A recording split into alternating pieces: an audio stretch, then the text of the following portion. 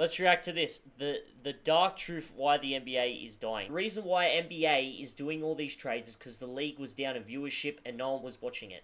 These switch-ups of all these different teams creates eyeballs, creates drama, creates storylines, creates, more entertaining matches. Things needed to change, and that's why these trades happen. Not just because of all these GMs making smart decisions. No, it's because viewership was down. It was a business move. That's it. Call me a conspiracy theorist for all I care.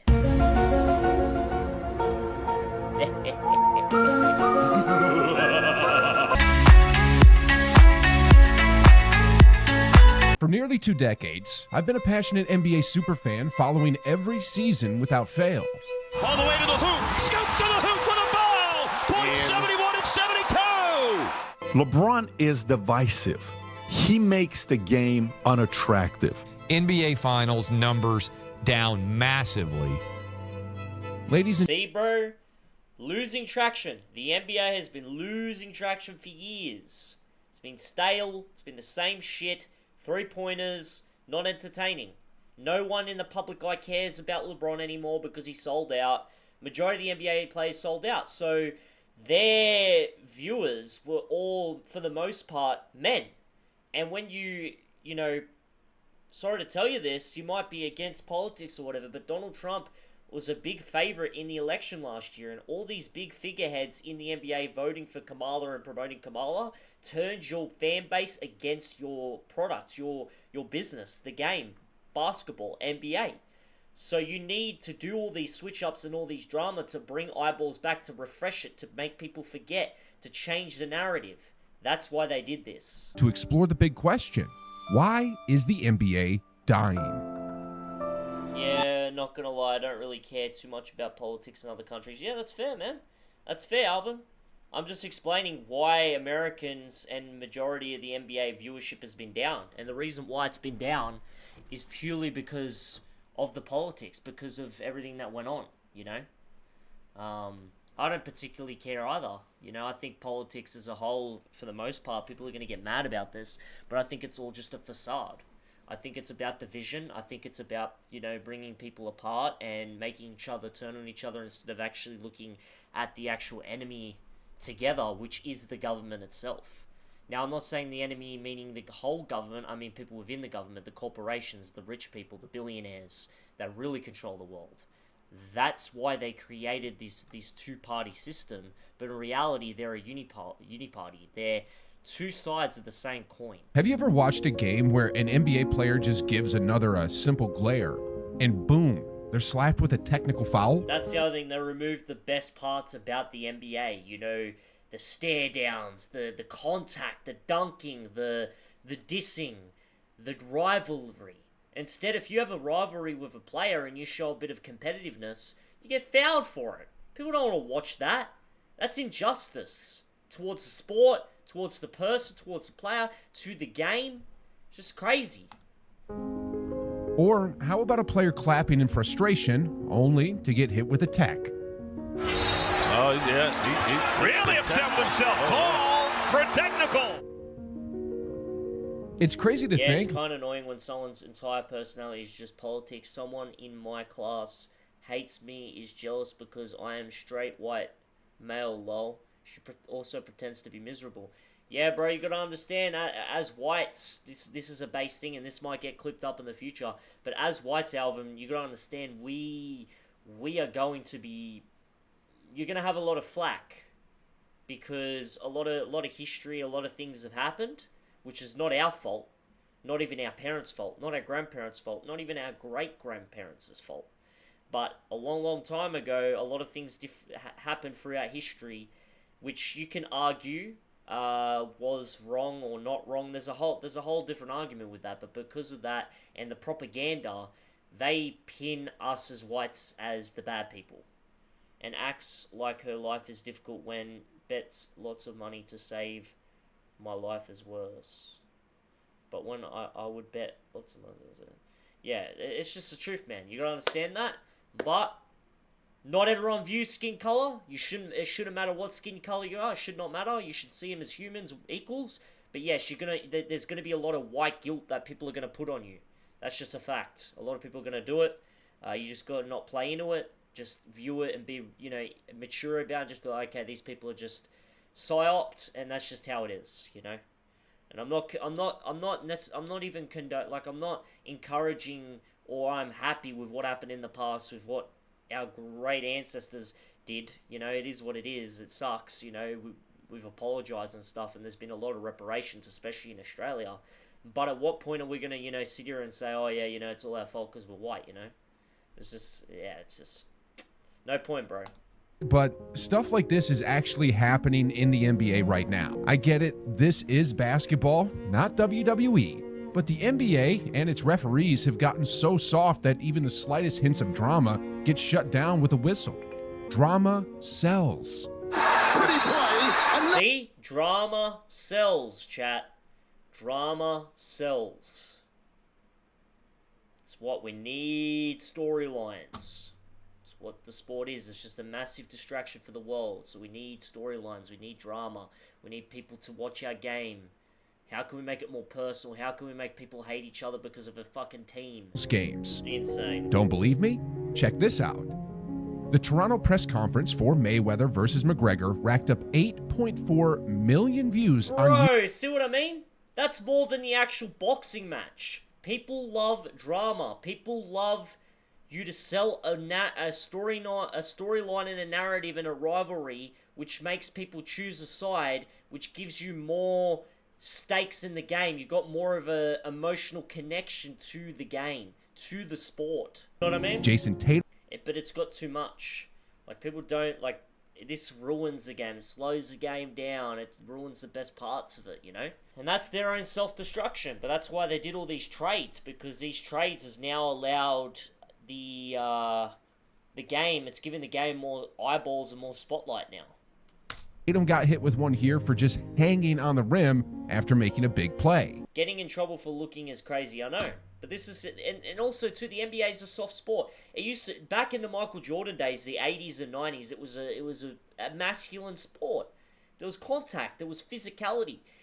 Now it's just a soft pansy bunch of whiny crybaby actors that just throw a ball in a hoop. No one cares about that. So people just don't care.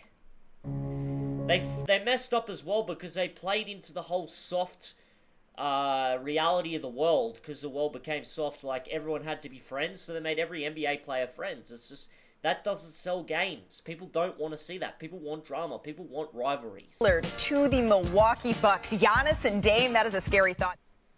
See? They do that. They did that before, right, chat? They did that before, where they tried to trade people to sort of, you know, make the game a bit more entertaining, and this and the other. Wasn't enough, so then they had to bring in the big trade, the big guns. Luka to the Lakers, Jimmy Butler to the Warriors, fucking, who else got traded? Anthony Davis to the Mavs. It's like, they need more storylines. That wasn't enough. That wasn't big enough. They had to make it bigger and better. That's what they had to do. Piggybacking on my earlier point about the lack of drama, another reason NBA viewership is dropping is the complete lack of heated rivalries. The other thing is the rivalries with the NBA. I'm not going to hold you. I want that. I miss that. I liked it when people I'm speaking facts, man. I haven't watched an NBA game since, what, 2021? That was the last time I watched an NBA game, was 2021. I haven't watched a single game since COVID. I haven't watched it. What's the point? It's boring. They're long. A lot of ad breaks. A lot of timeouts. It's just, there's no free flow in the game. It's just boring. People just throwing balls in the hoop. There's no rivalry. So many stoppages. People get punished to show a bit of competitiveness. Terrible. The game's arse. didn't like each other and was really trying to go at each other. In the UFC, for example, we want to see John Jones fight Tom Aspinall, not watch them train together and be buddies. That Kawhi laugh is the most hilarious laugh ever existed. The meme on that is hilarious. Let's look it up. I don't even know where you're sitting at. Bro, like, what the fuck is that? Where you sitting at? I'm gonna make that a sound. I'm gonna make that a sound effect on my soundboard. I ain't gonna lie, chat. Which team's faster than a game of hot potato these days? As a result, there aren't many rivalries anymore. and rivalries bring drama. And as I mentioned earlier, drama sells, which is another area the NBA is lacking right now. Maybe that's just maybe that little toxic side of me, you feel me? I just like controversy. Not just individual players, but like doesn't even feel like there's team rivalries anymore. Like a Lakers-Celtics game, it's like whatever. Yeah, bro. Remember the Bulls and the Pistons, or the Warriors and the Cavaliers? The fucking... Who was another big rivalry? The Lakers and the Celtics, the Spurs and the Miami Heat. So many different rivalries. Now there's nothing. They're all just happy to fucking making millions of bucks. It's crazy. They get paid more than the previous generation of basketball players, yet they have to do half the work. Now, you know? Insane. Kevin Durant, for example. He's one of the greatest players of the last decade, but how can home fans get emotionally invested when he leaves his team every couple of years? Facts. Then there's LeBron James. While many of the younger generation consider him the GOAT, he's notorious for jumping ship whenever the going gets tough. By constantly avoiding long-term battles, he's also avoided building the kind of rivalries that fans crave. And now, according to what I heard recently, he's reportedly interested in teaming up with Golden State and joining arguably his biggest rival, Steph Curry. That didn't happen though. He got Luka, didn't he? There's more of a chance now Steph Curry going to the Lakers than other way around. All because his Lakers experiment has turned into a complete disaster.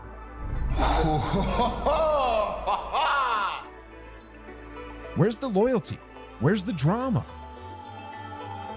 Then, like I said, whenever young players try to create rivalries, like Jalen Green and Cade Cunningham, the NBA is quick to blow the whistle and put out the fire immediately.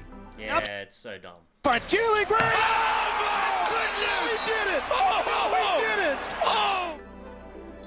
As one fan put it, the fact they gave a tech for that summarizes everything wrong with today's soft NBA. And no one wants to watch it. That's why the UFC's killing it. They've got rivalries, they've got storylines, they've got brutality and physicality. NBA sucks. God forbid somebody shows some emotion. NBA sucks, man, right now. So, Sucks. the other day, I came home exhausted and just wanted to relax by watching my favorite team play basketball. I fire up my league pass and then, bam, I get hit with this. Yeah, for some reason the NBA blocks out home games for everyone on their league pass app, making it ridiculously hard for fans to watch their favorite team. So you got to buy cable for your own teams, and then you got to buy League Pass to get the League Pass stuff. So what ends up happening is the distribution of games now. They're harder to find. Look at this Reddit post from 2 years ago that really sums things up. I have TNT as well as League Pass, but it won't let me watch the Bucks-Warriors game on TNT due to a regional blackout. What the am I supposed to do? Why the does the NBA make it so hard to watch the product? Facts. To which... Facts, chat. Facts. I'm not here to dive into politics, but another big reason the NBA is losing viewership is its polarizing stance on political issues. So dumb. Stay the fuck out of it. Politics has a time and place. It ain't in sports. Me and my friends call each other that all the time. I'm not his friend though. I don't want to see that on the note. He's not my friend. Again, I'm not picking sides or saying which side is better, but the reality is, when the NBA chooses one side of the political spectrum, they alienate the other side of their viewers. If there's a poll I'd be interested in, is the following. What percentage of MLB players give to the left and the right? What percentage of NHL players give to the left and the right? NBA and NFL. Which one do you think is going to be majority of the money being given to the left? NBA. 100%, and it won't even be close. Damn, lost a fan. I remember why I don't watch the NBA anymore. See what I mean? They ruined it with politics, chat. They ruined it with freaking politics. Like every other sport. It's what they do. They ruin it, man. Just leave it alone. People aren't there. When people watch sports, they want to, turn off. They don't want to have to deal with your freaking bullcrap in regards to politics. They've already watched that. They've heard it at work. They've heard it at freaking school. They've heard it on their phones. They're going to watch your sport, not this extra crap. Leave it out of it. Reacts.